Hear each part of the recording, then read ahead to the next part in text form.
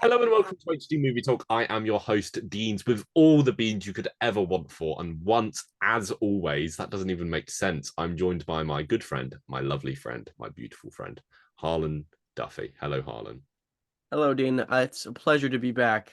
Happy New Um, Year, Happy New Year. because this is being released on the 1st of January. Wow. Happy 2024, everybody. Wow, doesn't feel like 2024 to me. Me either. That's crazy. Dean, I have a very important question for you. Yes. Before we get into today's the meat of today's podcast, Mhm. there's a change in your background.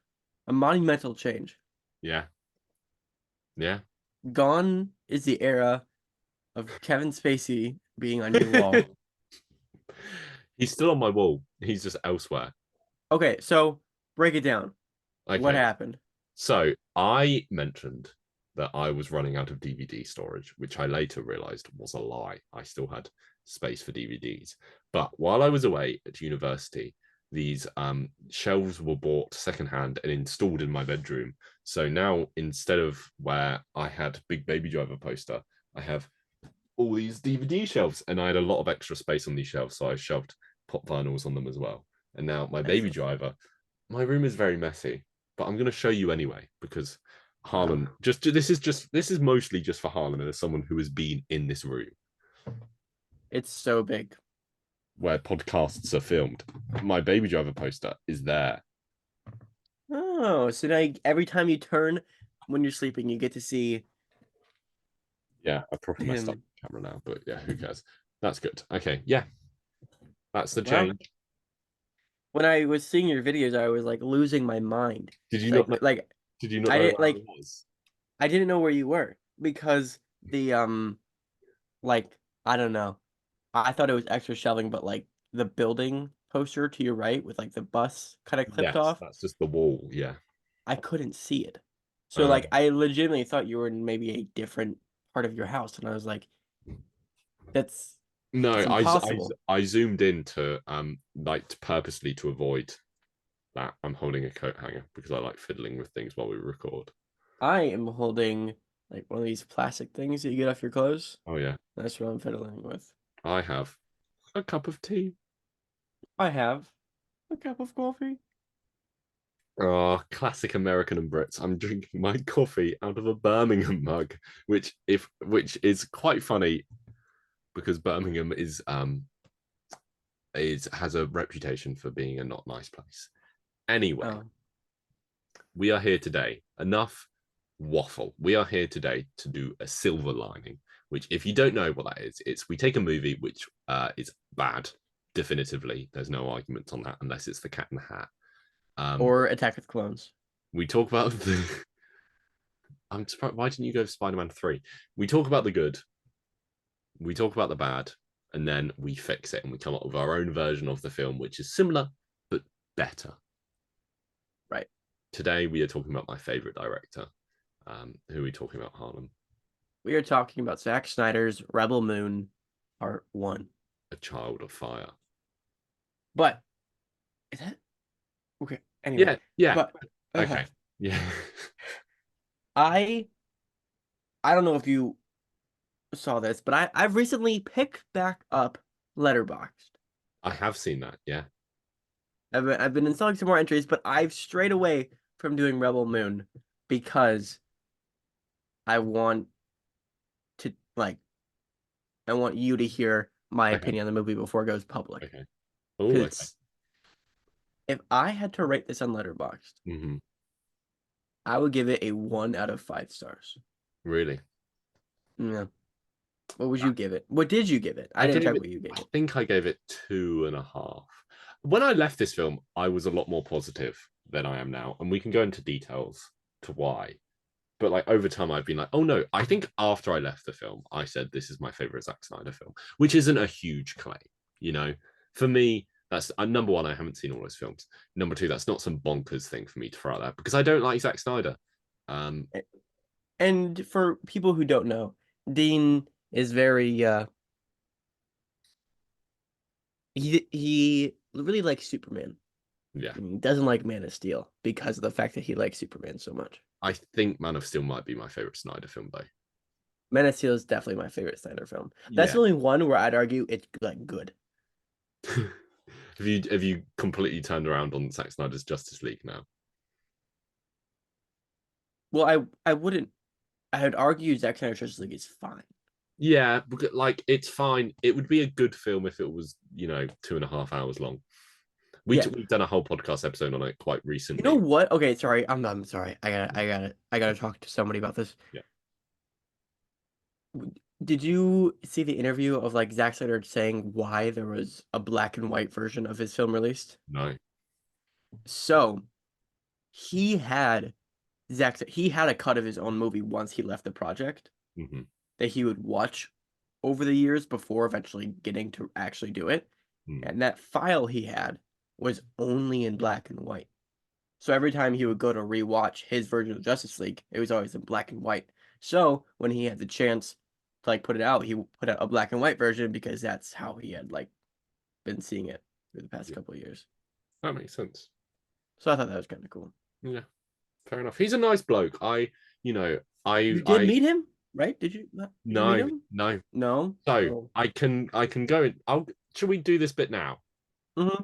Okay.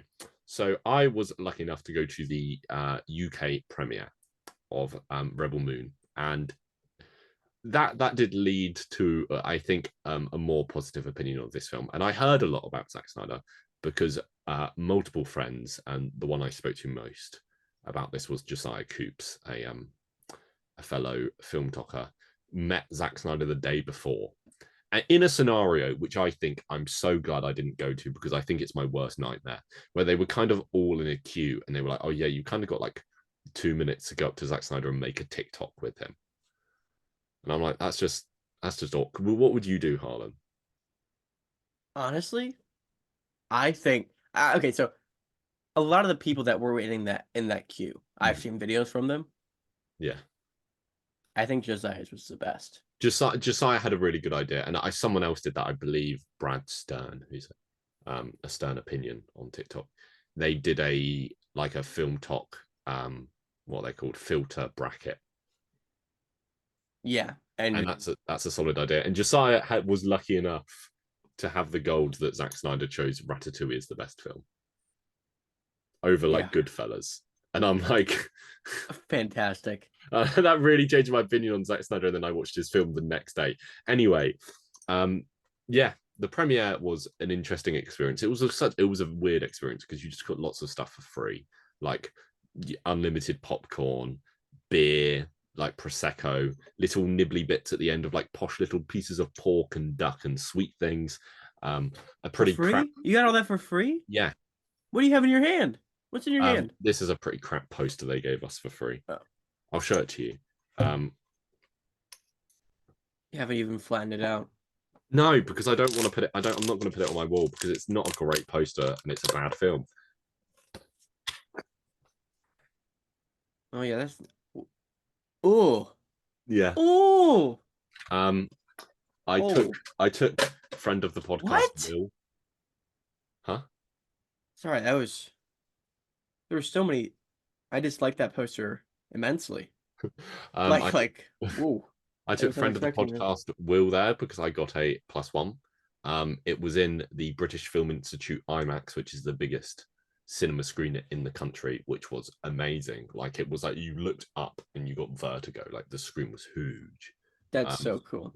That definitely helped my opinion of the film as well, because I was like amazed by the screen. Like when it starts with the little Sir Anthony Hopkins narration with like the spaceship, I was like, because it was like you literally get pressed back into your seat. You know, this screen is huge, and we had very good seats as well because we had friends afterwards. I actually can't remember who. Maybe it was Henry Calvert, who was complaining about neck craning because they were like on the side. You know,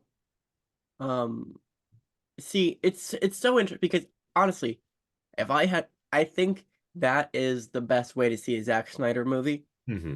Yeah, it's exactly your experience. Being given free food and free popcorn and free drinks, alcohol, and then you go and watch the film. But I saw it at 10 in the morning. Yeah. Me and my dad sitting on our couch with our small 720p TV,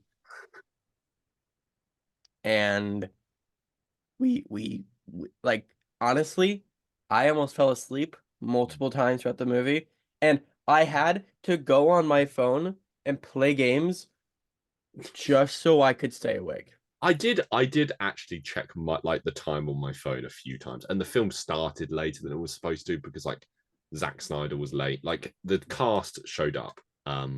Zack Snyder like answered some questions before and that sort of thing. I'll mention what he said when we actually talk about the film because he said some weird things, and also he's so, and I get it. Like every filmmaker who's made a film is going to be pretentious about their film because they care about their film a lot and they want to talk about it. But he just annoyed me. He didn't annoy me. He seemed like a nice guy. He came across as a nice guy. Like I do think Zack Snyder, like I don't have anything against Zack Snyder as a guy, but just some of the things he said about this film, which I now know I don't enjoy. I was like, shut up, mate. And the cast showed up for like 30 seconds and then left, apart from like the British ones, and a few others stayed and watched the film. Right, because they've probably seen it like 5 times. Yeah, and like it was quite funny. Well, this was before the US premiere as well. Like a week before. So Charlie Hunnam, who's in this film, it was quite cute. When all the actors left, he stood there and he went, "Where's me ma'am?" That was my attempt at an Irish his accent, and then all the other actors were like, "Has anyone seen Chaz's ma'am?" And then he went and sat with his mum during the film, which I thought was cute. That is cute. The other thing I was going to say is, I don't know if this is a more like British thing. So, do you know back 10 years ago when Minecraft YouTubers were huge? Well, yeah. Are we talking like Sky Does Minecraft sort of era? Yeah, did you ever watch Stampy Longnose? I did not, but I know who he is. I was sitting next to his wife in the cinema.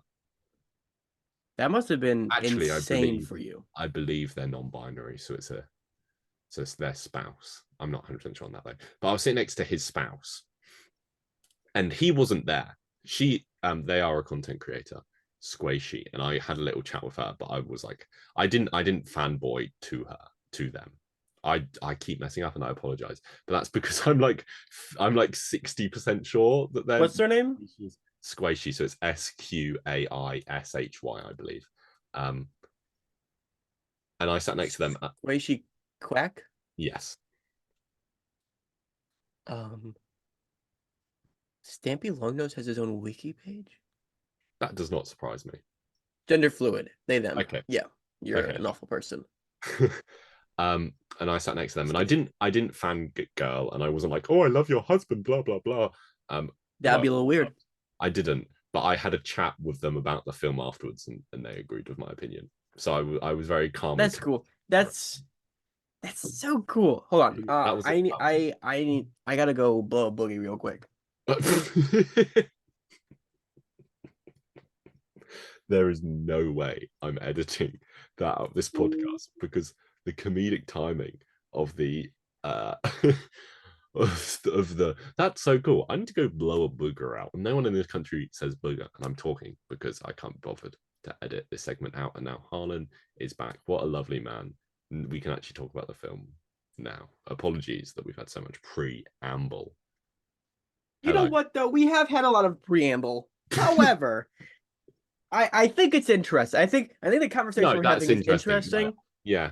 I'm sure people enjoy hearing about these experiences because I guess all you see are the pictures and the videos afterwards. But it was weird because I believe there was like an actual after party for the important people, and then the after party for us was just like from what I saw, it was all just like the TikTokers and YouTubers in the cinema with like that's when they brought out the little bits of food and the more alcohol.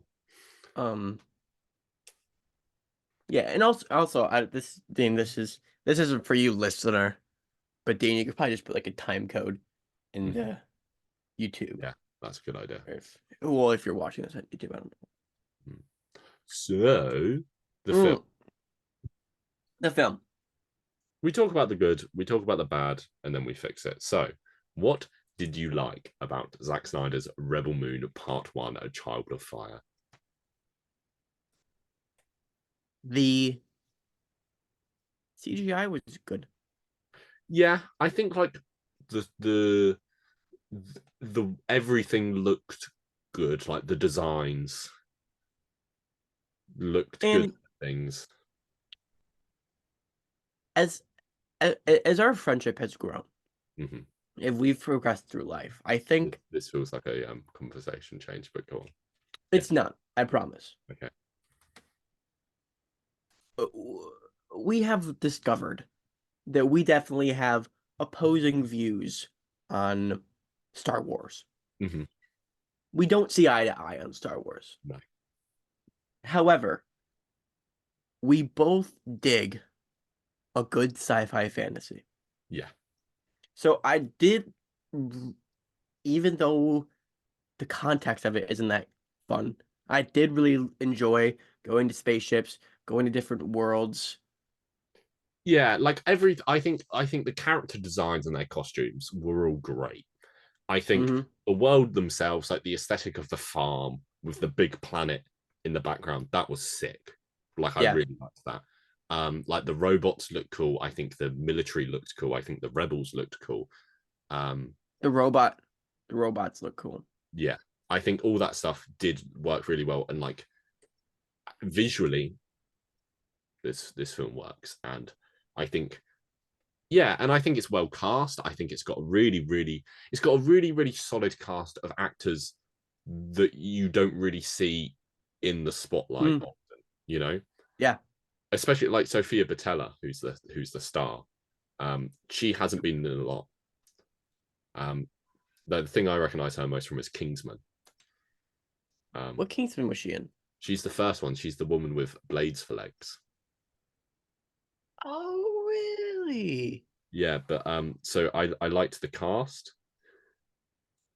I think they were underutilized, but we'll get to that. I think some of the action scenes really solid. They're all right.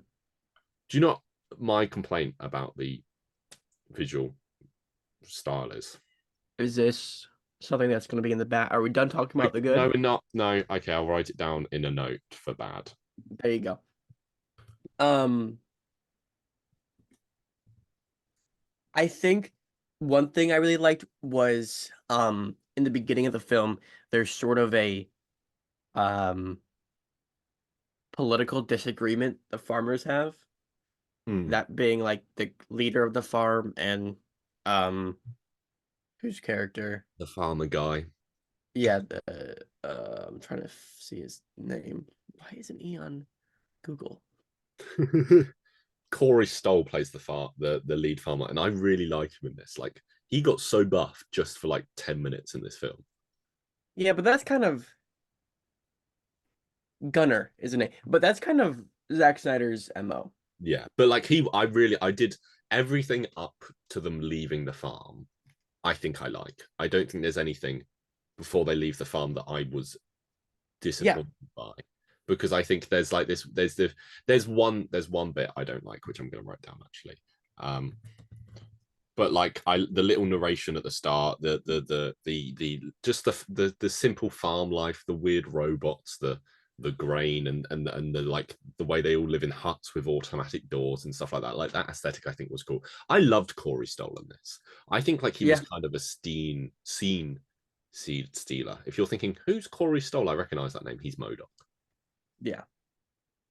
Um, I really liked how so Gunner and Corey Soul like had like it was interesting to think about when this huge spaceship of like evil guys come in. Gunner's character is like, no, we need to treat him like anybody else would so they don't get suspicious, and then they'll just move on. Mm. And then Corey Stoll's character is like, no, we can't let them just take our stuff. We don't have anything. We need to just get rid of them as fast as possible. And I think that was the most interesting the plot ever got. Yeah, I think that the beginning of this was really cool. I think overall the bad guy worked.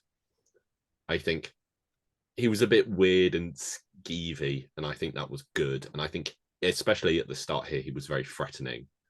Um, yeah, I liked him overall. I have some opinions on him, but in the beginning, he definitely worked. Yeah, I liked him. There was some weird bits like where he's what was the tentacle thing?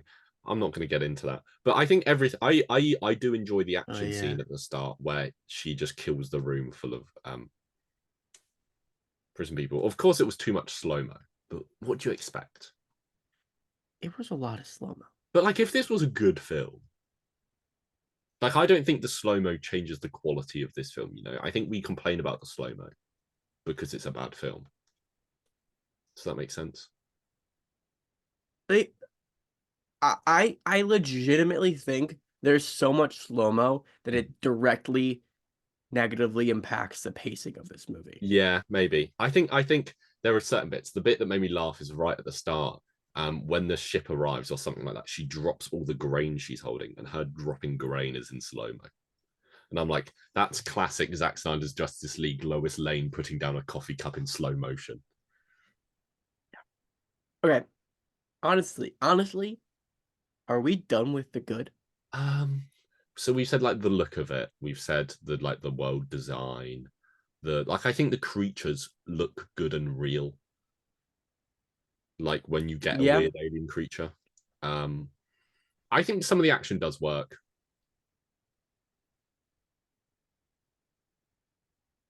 I'm really trying to. Do you want to hear an interesting tidbit about the action? Sure. So this is secondhand information from friend of the podcast, Josiah Coops.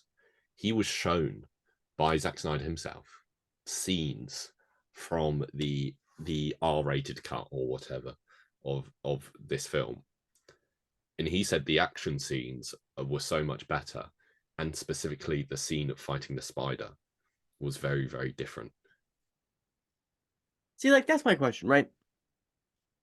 There's now watching the movie, I see multiple reasons as of why Star Wars turned down Zack Snyder. But yeah, okay. I'm trying not to insult the man. Go on. But with that said, why wasn't this movie rated R? Yeah, I think maybe so. It's This not like kids is the couldn't watch most it. expensive film ever. Like the marketing budget was so big, they invited me and a plus one to the premiere. That's when you know this film is really trying to market itself. They're getting desperate. Um, so I think it was kind of a thing where like Zack Snyder would have gone, "Can this be R rated?" And they'd go, "Yeah, but if it's R rated, it loses some of the mass appeal," which I don't think is true for streaming per se.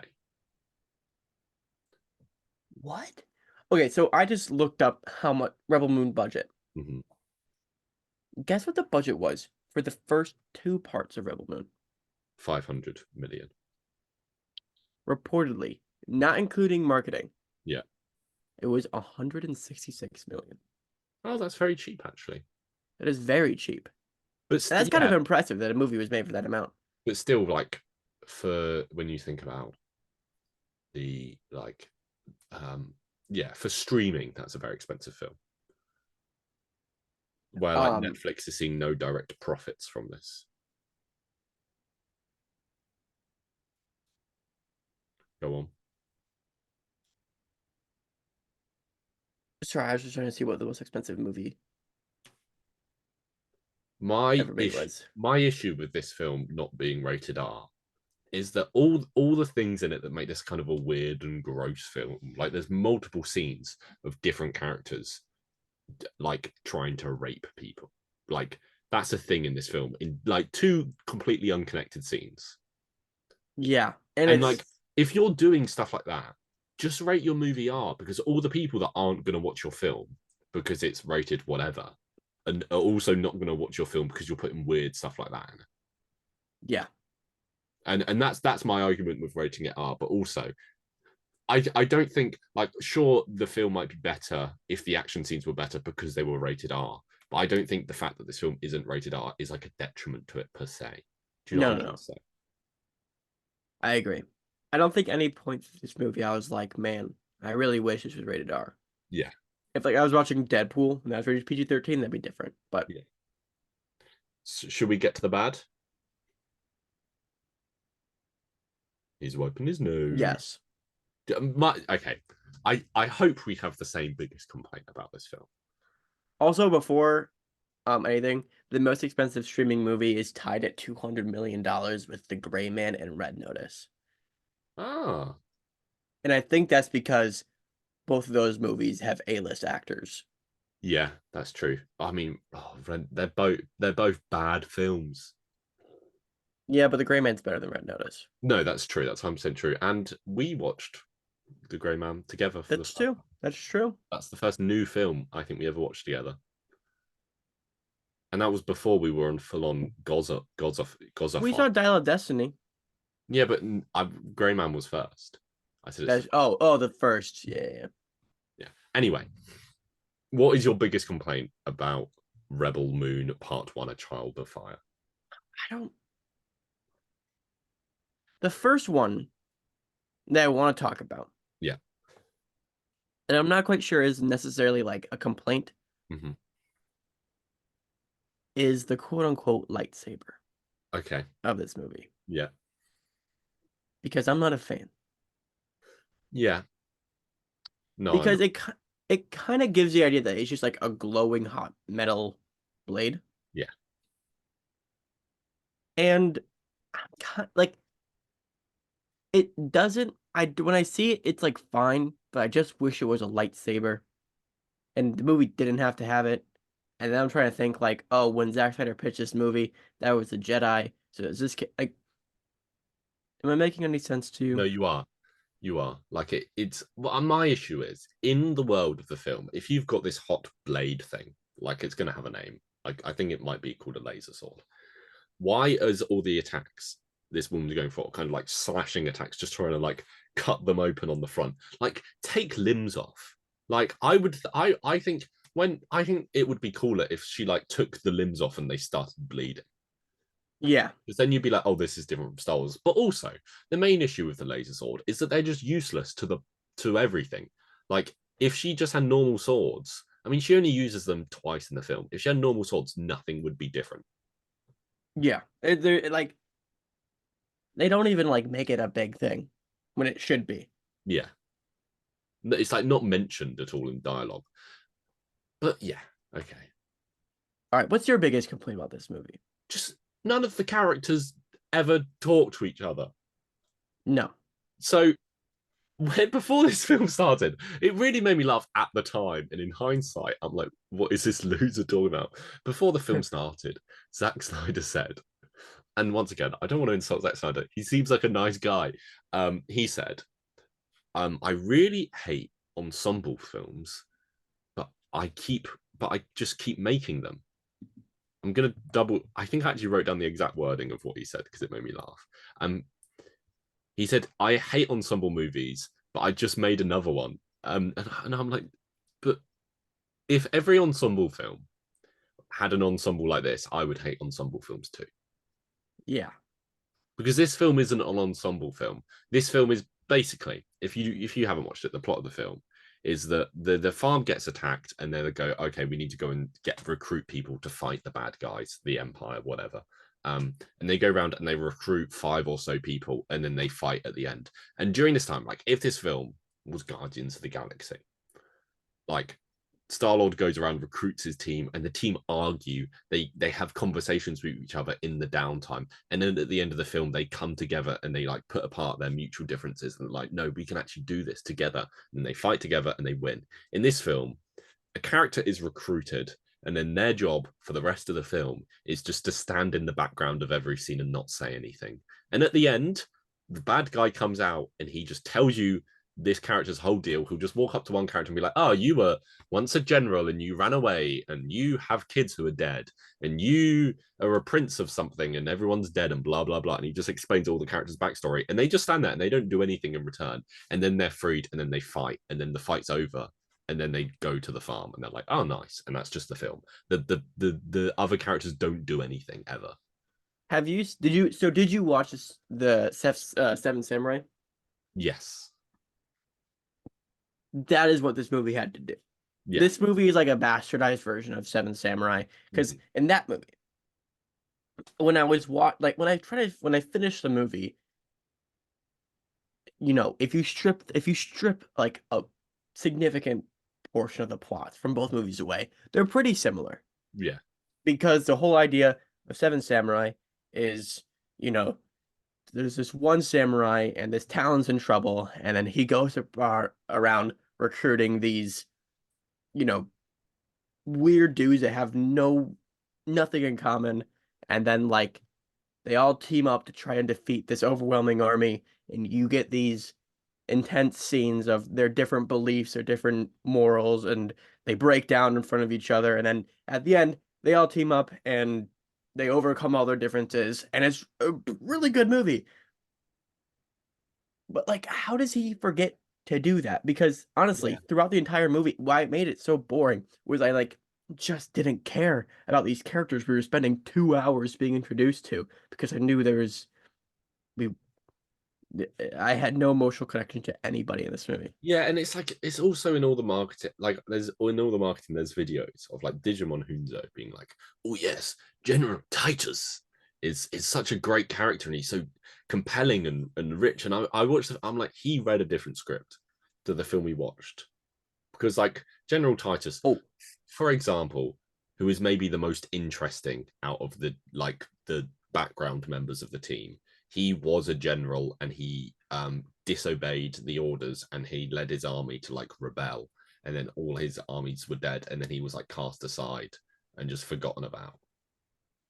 And just he's like they meet him and they're like, "Hey, do you want to come fight?" And he's like, "No, my fighting days are behind me." And they do a bit of talking and they convince him, and then he's like, "Okay, I'll come and fight." And that's just the end of his involvement in the film. You know, he's in the fight at the end. Other than that, they all just sit around in the ship.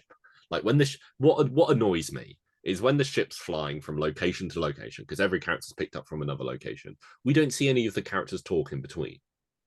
They just sit on the ship, and I assume in silence, and they get to a place and recruit someone. I'm like, no, you're supposed to bond, you're supposed to argue.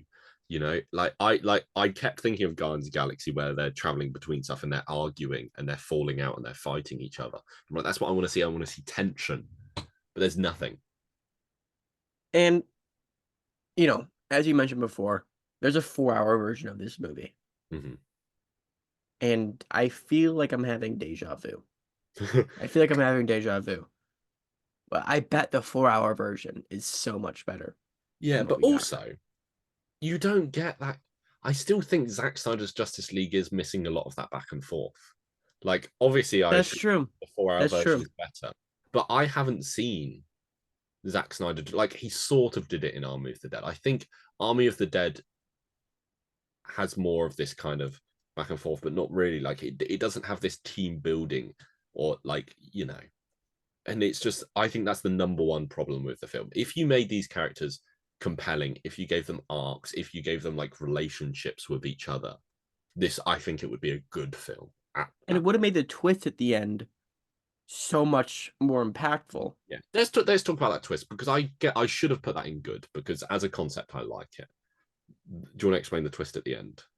So the twist, let me get this guy's character real quick. It's Charlie The twist, yeah, Charlie Hunnam's character, Kai. He says he has to drop off this cargo real quick before they go to their final spot. And it turns out the entire time, was it the entire time? Sure, let's say it was. The entire time, he was just leading them to the bad guy. Yeah. And so then he takes his coin and then he gives everybody up. And it's this whole thing of like, how could you betray us? And he's like, sorry, sort of like being Benicio del Toro's character in The Last Jedi, one of the worst Star Wars movies. I'm sorry, I got distracted. I was gonna say you were so proud of yourself for that one. But as Dean mentioned, in concept, it's a good idea.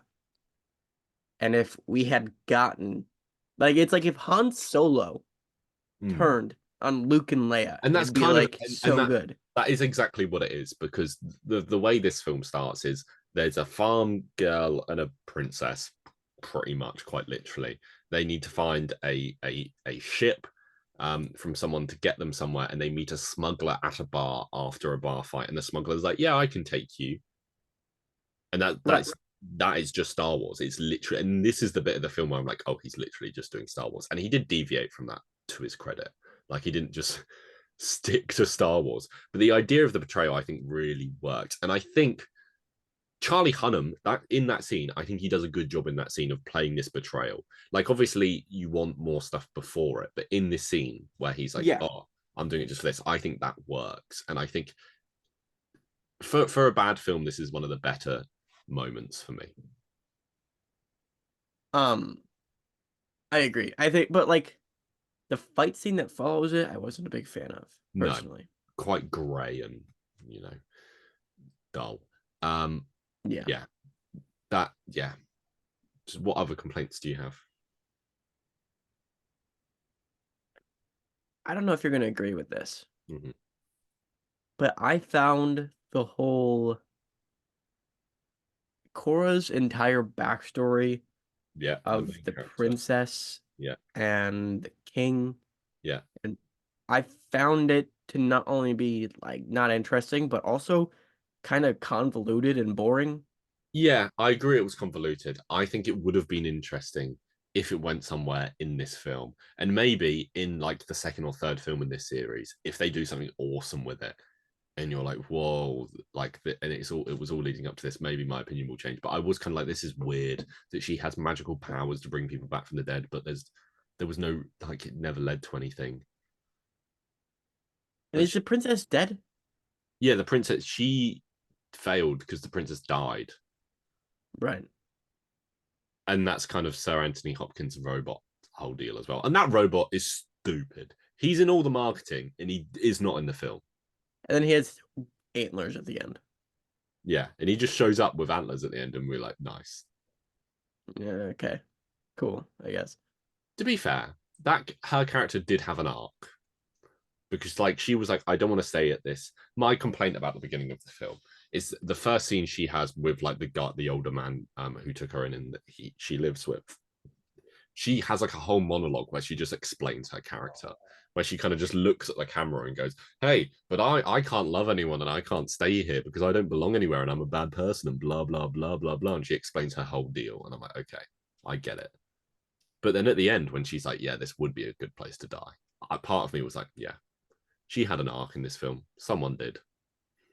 All right. So, do you have anything else bad to mention about this movie? Yes, I wrote down some things. If I find them, I went off the notes to find my Zack Snyder what he said notes. Yeah, my one, this sounds small.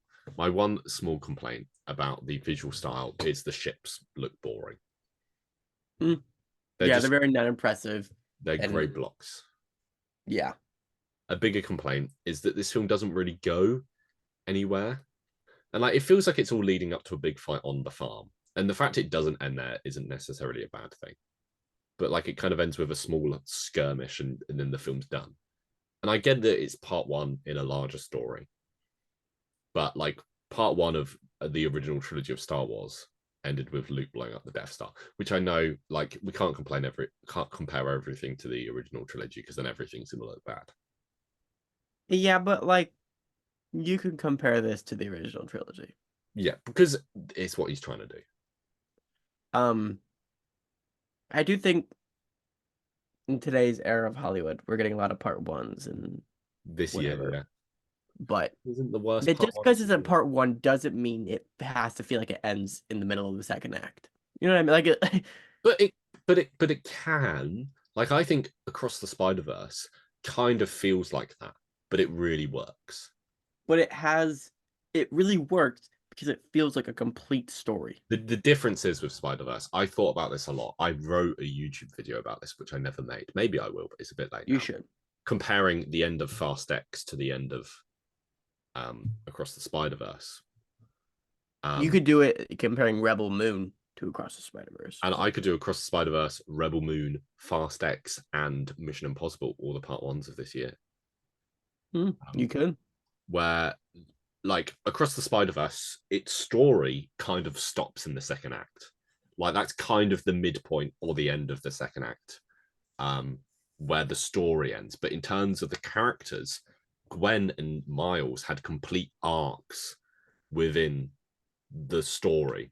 Like they had, especially Miles, who at the end he does the whole speech to his mum when he's like, "Oh, I'm Spider-Man," and you're like, "Oh, that's a satisfying end to his arc." But then it's not his mum, so that makes it a satisfying end to his arc, but not a satisfying end to the story, if that makes sense. Yeah, Like it, very smart. yeah. I didn't even think about it like that. But Rebel Moon, it kind of just ends. They're like, "Oh, we're gonna have to." It does. Rebel Moon does tell a complete story to us in a sense, I guess. Like the whole point of the film, we're trying to protect the farm, and then they protect the farm. But it's just not a satisfying conclusion. No, it's better than Fast X. Never seen it, and I don't think I ever will. Unless do you know what my conversation starter was with Squishy, the spouse of Stampy Longnose? What? Why does the lightsaber woman's hat sit on her head? Yeah, I'm looking at the promotional images right now, and it's how's that staying up? There were mannequins in the lobby of all the outfits, and the hat just sits on the head of the mannequin, and I couldn't figure out how. That was my maybe. I think, to be honest, I don't want to make fun of it too much because I now have a feeling that it's some cultural thing, and that's like a look in some culture I'm not aware of, and I'm just gonna mock it. But it did look silly. Maybe that's always possible. Okay. Are we gonna try and fix this film? Yes. Okay. I actually don't think it's too hard. Well, the two things we have to keep, I think honestly, we can keep the entire farm act. Yeah. I think that everything in there works. Maybe dial down the rape stuff a bit. We can do that. It just it's weird. I don't know what about it made me feel weird. And we also keep the twist. Yeah. At the end. I think, yeah, like keep the characters. Like obviously change things about the characters, but keep them. But we need to have dialogue. So should we talk about our characters so we can figure out, like, obviously we don't need to figure out, but figure out some of their differences and relationships. So do you have their names in front of you? Yes. So we have Cora. Cora, who's the lead. I think keep her backstory. Maybe get rid of some of the flashbacks to the princess and that sort of thing. We have Gunner. Gunner, who's the silly little farmer boy, who doesn't like contribute much. Like if he had stayed at home. Yeah. Titus. Titus is Digimon Hunzo, the general guy, who's like, "Oh, I don't want to fight anymore." We have Kai. Which is Kai, the prince guy? That's Charlie Hunnam's character. Ah, okay. We have Blood Axe, played by Ray Fisher. Blood Axe. Just a silly name, and I like it as a name. Nemesis. So just to explain, Blood Axe is a rebel who goes and joins the fight. Nemesis is lightsaber woman, and she fights because her daughter's died. Who am I missing? You're missing the prince guy, the shirtless guy. Guy who was always. Oh yeah, Tarak. Tarak, yeah. I'm writing down for my note for him. It's shirtless because he was always shirtless. I liked the scene of him taming the bird. Yeah, that was cool. It looked cool in the cinema. Like, I'm not going to lie to you, the slow-mo of him jumping onto the bird got me when I was in the cinema. I was like, this is cool. But I think that's the entire team. Mm-hmm.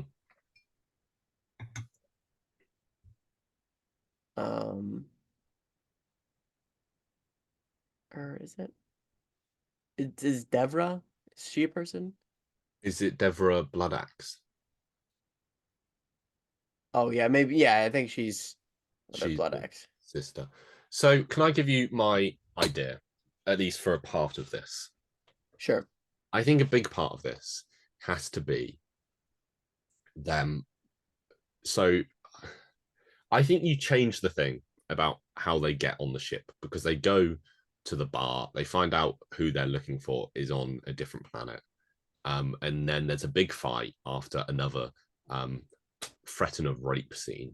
And then Charlie Hunnam's like, "Oh, I'll take you on my ship." And they were like, "Okay."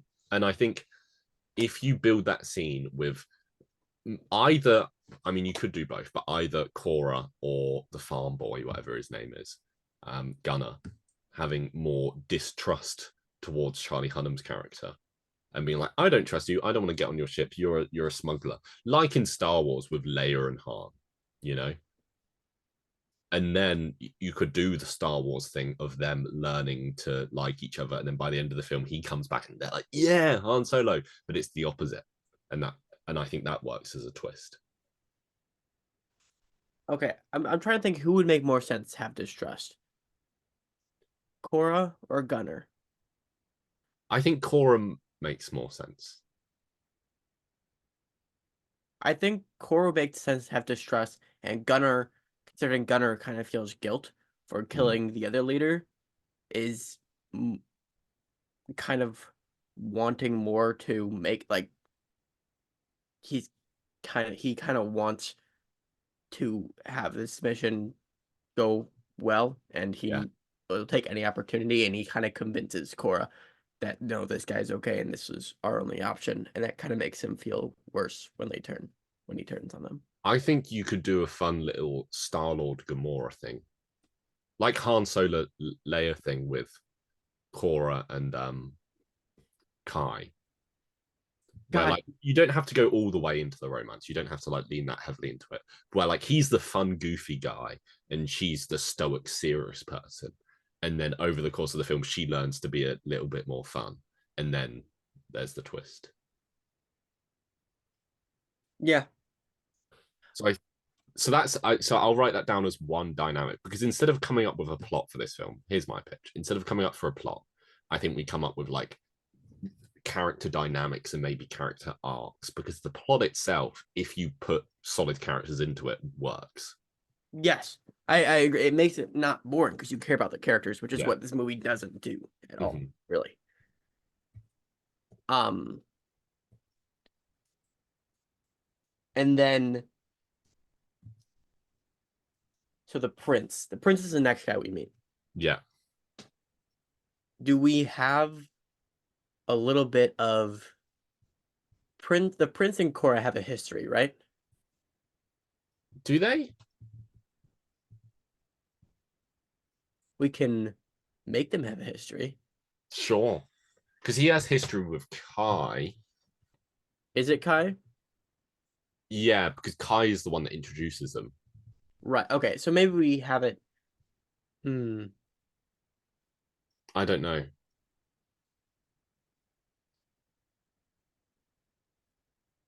Yeah. He's a do you wanna yeah.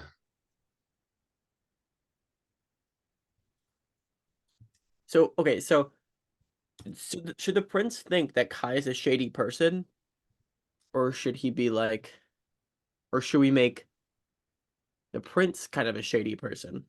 I think the prince I don't know. I think maybe give him a relationship, like an arc with Gunner or someone like that, and maybe he teaches Gunner an important lesson about fighting or something like that.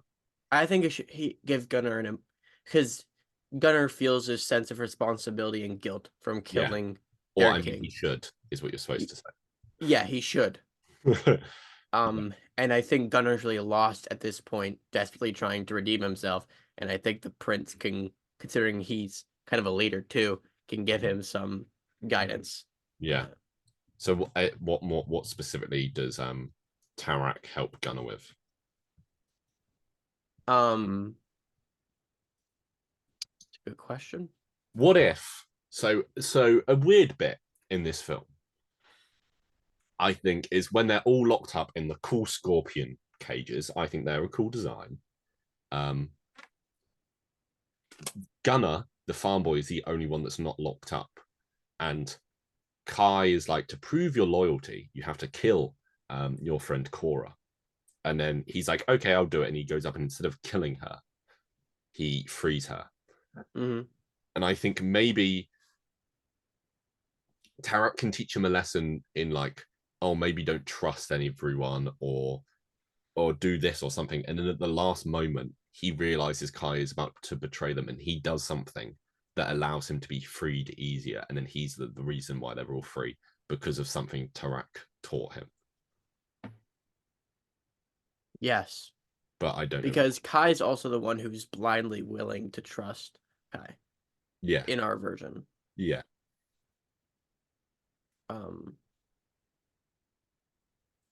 It could be something as simple as like he notices Kai make a move and he suddenly like jumps out he like sees the box and he jumps out the way and he is the only one not captured and he hides or something like that. Or he pretends to be locked up by it or something. I don't know.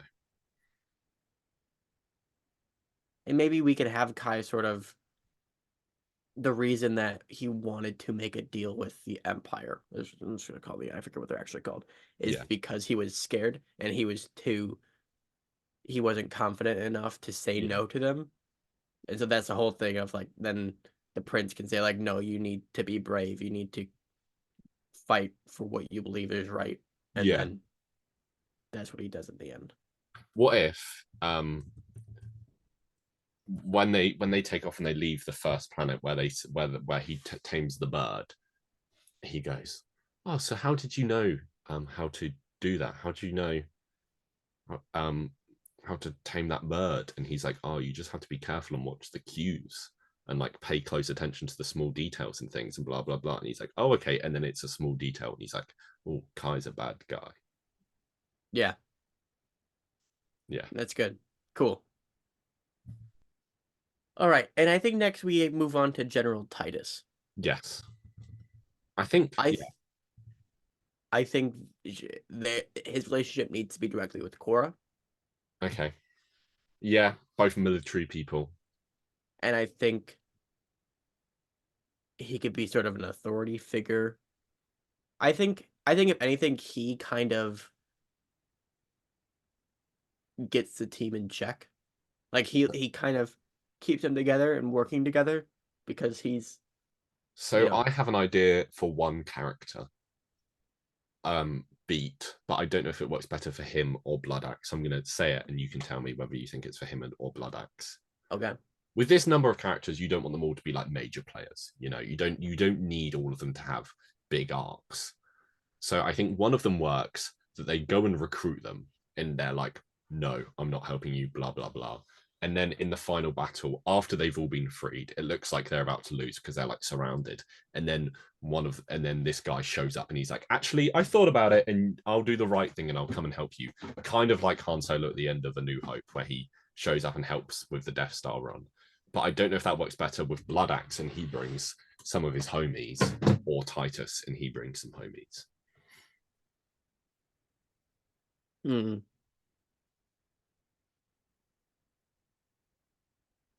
I want to say it makes more sense for Ray Fisher's character. Yeah.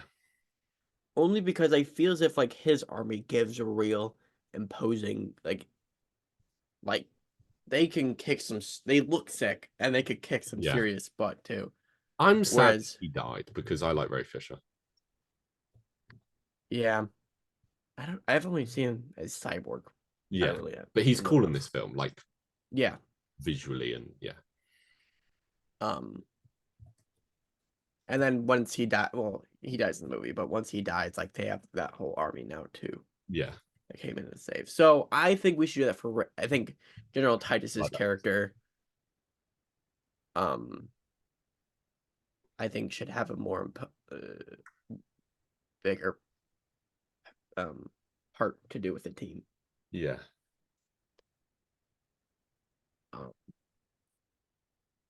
I think you could do something with Titus about how he doesn't approve of the other people that have been chosen. Like he's like, this isn't an army, this is just a couple of like rejects.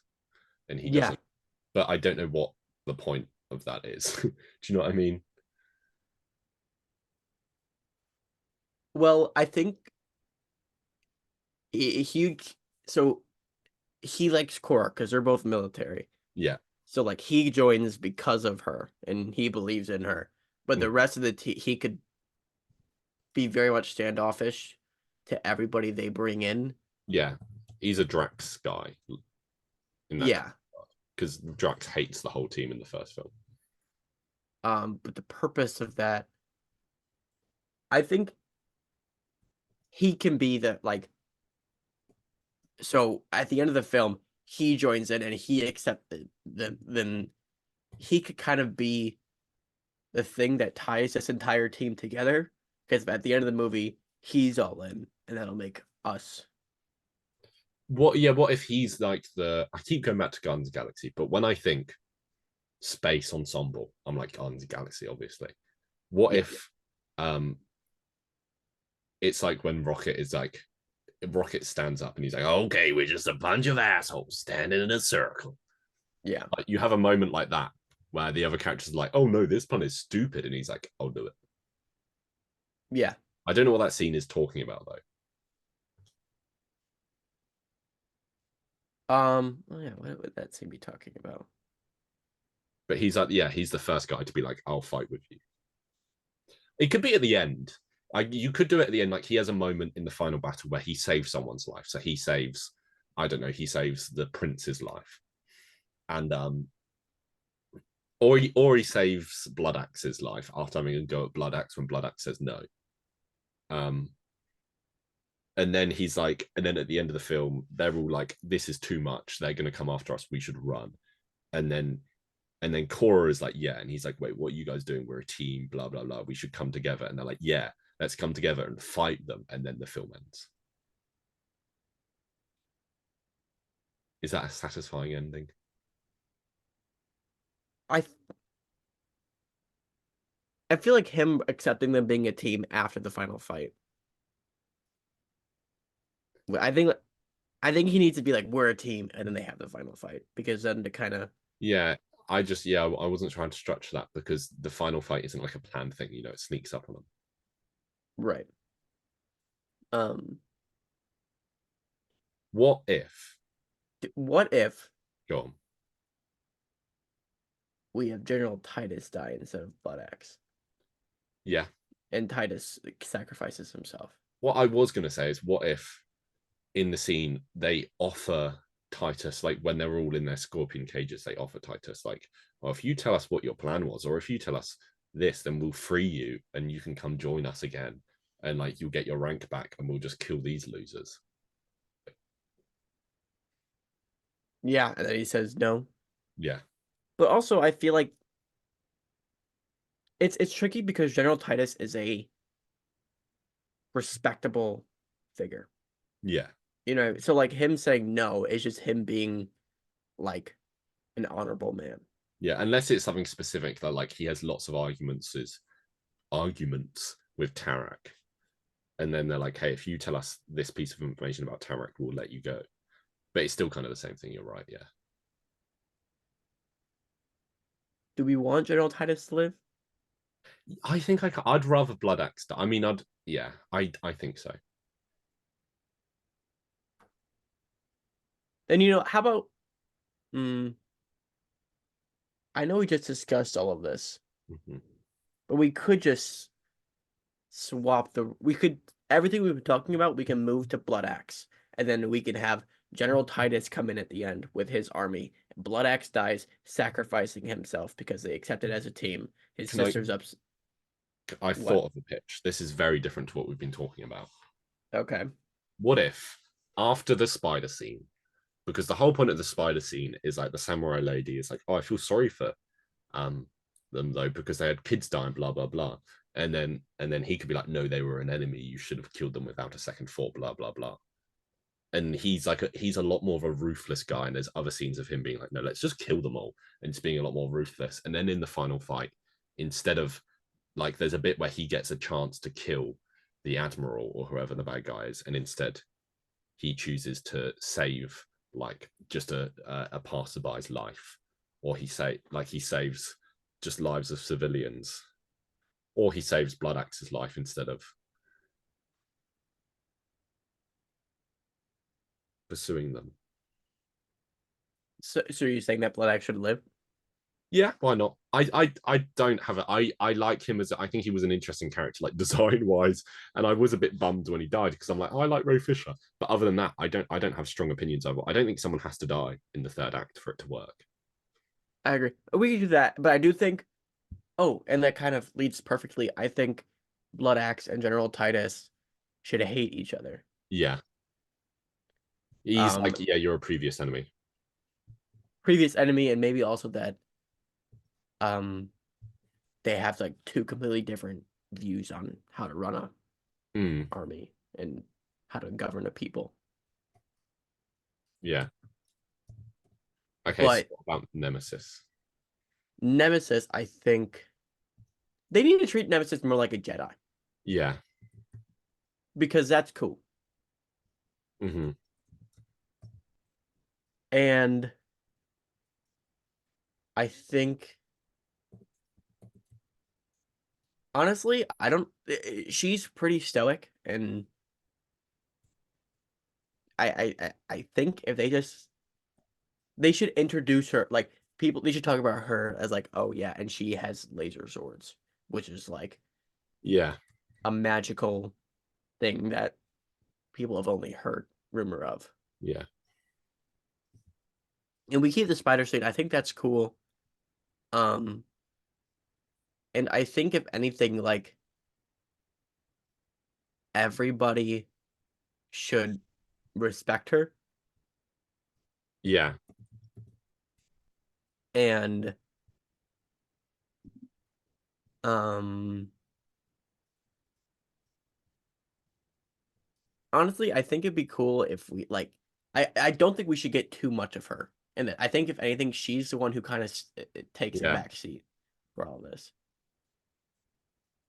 Yeah. Um, Like yeah, I agree. Like she doesn't yeah, speak up often, but is like very noble and like she's kind of the legendary one. yeah, and it just kind of kicks butt. Yeah. Yeah, Uh, I think it worked. You can have one like if all these other characters have solid arcs, you can have one more quiet and mysterious one, and then after the film, if it's a good film, you'd be like, and you'd see how cool the other characters are. You'd be like, how cool is Nemesis? I really can't wait to see more of her in the next film. yeah, Is that everything? I think so. Yeah, I think yeah. I've written it all down. Do you want me to go through it? Sure. So, as we said, instead of like massively changing the plot of this film, which is what we pretty much always do, we've instead like given characters personalities because most films, even bad films, remember to do that. So the first act is pretty much the same, with Cora and Gunnar having to leave the farm after it's threatened by the quote unquote empire, and they have to recruit a team. So they go out to recruit an army, and first they meet um, Kai, and Kai very like quickly offers them a ship. And Cora does not trust him because he's a smuggler and all smugglers are bad guys. But Gunnar is like, hey, we need to like take the chances we can get here because we're going to be in a lot of trouble. And over the course of the film, Cora and Kai have like a sort of Peter Gamora thing, but like I think we said less romantic, that Cora learns to have fun and learns to trust others more. And then that leads more into like devastation with the final twist that he's a bad guy. Yeah. And then they go and recruit Tarek next. You get the same scene with the bird because the bird scene is cool. And afterwards, after they've saved the bird, Gunnar was like, how did you know how to like um tame the bird? And he's like, oh, you just have to watch these careful cues. And they have a few conversations over the film about like trusting too much isn't a bad thing, but you just need to pay attention and watch who to trust. And this means at the end, Gunnar notices Kai is about to betray them all, and he's the reason why they could all escape their cells because he noticed this small thing that he learned from Tarek. Titus joins the team because of Cora, because they like they have like shared values about like being rebellious and being both part of the military and blah blah blah. But he's very like anti the rest of the team, and he thinks they're just a bunch of like Nincompoops. I was about to say scruffy looking nerf herders. Um, That works too. but over the film, he learns to like he learns to be less standoffish, and at the end of the film, he kind of does bring the team together. But before that, in the third act, he before the third act, he has a conversation with Nemesis after she is with say kills the spider, and it's like, hey, you should have killed the spider immediately, and don't worry about the girl, and don't worry about the girl it was kidnapping, and don't worry about the fact that it had its kids killed and blah blah blah, and then Nemesis is like, no, we should care about the people because that's what we're fighting for. Like the issue with you, Titus, is you don't have something to fight for. That's an idea I just had, and it works. Yeah, that's good. And then in the final scene, he has an opportunity to kill the bad guy, and then on the other side, he sees Blood Axe is about to like die, and he goes and he saves Blood Axe, and then he says something, oh, we need to remember what we're fighting for, which is kind of what Rose Tico says at the end of the best Star Wars film. Anyway, Nemesis is quiet and she's noble, and there's more talk about how she's legendary and she's got these really cool laser swords and blah blah blah. And there's more talk about that sort of thing. She's more Jedi-esque. And finally, when they go and ask Blood Axe to join them, he's like, no, like sure we believe in fighting the rebellion, but this is like suicide, and like we need to stay safe and blah blah blah. But he shows up at the end, just at the third act, and just when like the tides of the battle are changing and the good guys are about to lose, he shows up and saves the day. And then the film kind of ends with them looking around each other, and they have a conversation like, oh, so I guess we are a team now, and I guess we are going to fight this thing together. The end. Yeah. Because I think, like, on paper, this is a good movie. All you need is to give characters personality. Like, the film looks cool. Like, if this film was good and you cared about the characters, the action would be solid. Just, yeah, the designs are cool, everything's cool, but they just don't have any personality. It's just so bland and so boring. Yeah. I have a question for you. This is a weird question to end on, but I've been thinking about it. Sure, go ahead. Who's the child of Thunder? Beats me. Maybe the princess? Yeah, maybe the princess, but she's barely in it. Oh, yeah, also in our version, there's less of that flashback stuff. I think it is supposed to be Cora, but I don't know why. Yeah. Like I said, the whole subplot is so confusing. Yeah, no, you're right. And it's called, the second one is called The Scar Giver. And it's coming out very soon. I was surprised when I found out the release date. Yeah, what, in April? April, yeah. That's insane. Yeah, but, you know, Zack Snyder, you're a good man. Make better films. He liked Ratatouille, though, so... He likes Ratatouille. You know what cinema is. Just copy Ratatouille. Like, imagine if his next film, he's like, I tried copying Star Wars, and it didn't really work. So this film, I'm going to talk about my second favorite film of all time, Ratatouille. Nemesis takes off her hat. Maybe that's why it sits above her head. Oh, anyway, thank you for listening, everyone. Is that everything? Oh, I do have one question. Go for it. Can you please give me an Italian accent? I was gonna say, yeah. If the robot was to be voiced by anybody else. Oh yeah, because also the robot is so useless in this film that we just forgot about it in our rewrite. Who cares? Mamma mia, I served the princess. Now the princess is dead. You look like the princess. Jared Leto. Excellent. What would you give our rewrite out of 10? I think I would give it a solid 3 out of 5. Or a 7 out of 10. Yeah, I think 7 out of 10. I agree with a 7 out of 10. Sorry, I'm in letterbox mode, I guess. Now I'm rating things out of 5, like a loser. Even though 10 makes way more sense, and you can... Whatever. Adios, guys. Adios. Thanks for listening. Happy New Year, and we'll be Happy talking New about Year next week. Yes, we will, as we usually do. Bye.